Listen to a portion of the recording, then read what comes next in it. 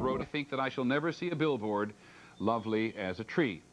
25 years ago, the Congress agreed, and when it passed the Highway Beautification Act, one thing it did was try to remove billboards from federal roads.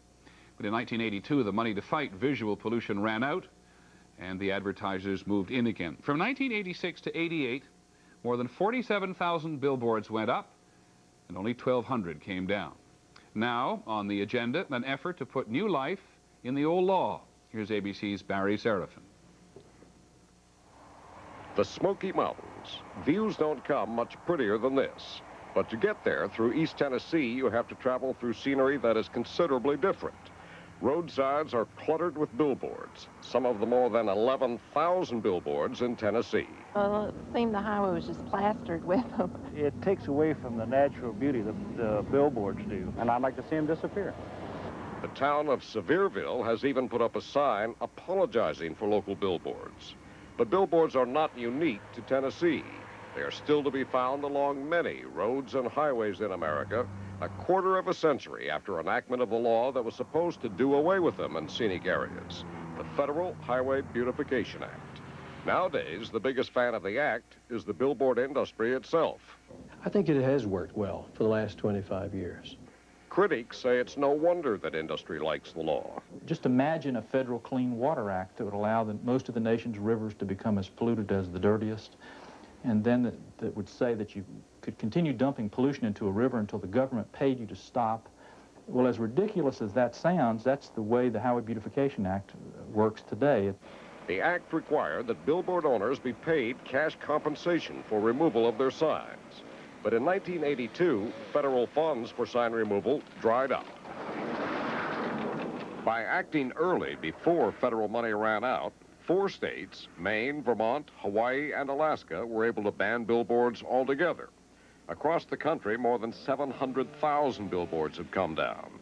But getting rid of the 130,000 others slated for removal is not easy. This is the way officials in Houston, Texas would like visitors and business investors to see their city. Scenic, clean, and uncluttered. But most roads and highways here don't offer that picture postcard view. The city has been trying for a decade to remove unwanted billboards. 2,000 have come down, but about 6,000 are still here, even though most of them do not conform with local ordinances.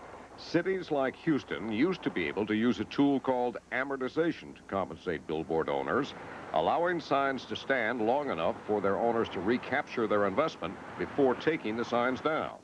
But after lobbying by outdoor advertisers, the federal law was changed, ruling out amortization and requiring cash. But there's no money there to do that. So the billboard industry has everything that they want.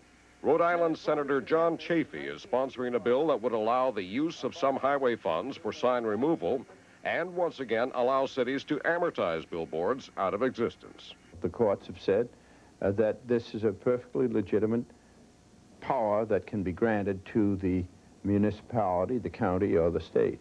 The response from outdoor advertisers? Nothing doing. If you want a man's property, you gotta pay him for it. In recent years, according to government figures, people have been putting up new billboards 39 times faster than they have been taking down old billboards that don't conform with local ordinances. And nowadays, instead of finding billboards cut down to see trees, you're more likely to find trees cut down to make billboards visible, like these pines in Mississippi. This is before, this is after. State officials said the trees needed thinning anyway, but the billboard industry got what it wanted, as it generally has for 25 years. Barry Seraphin, ABC News, Washington.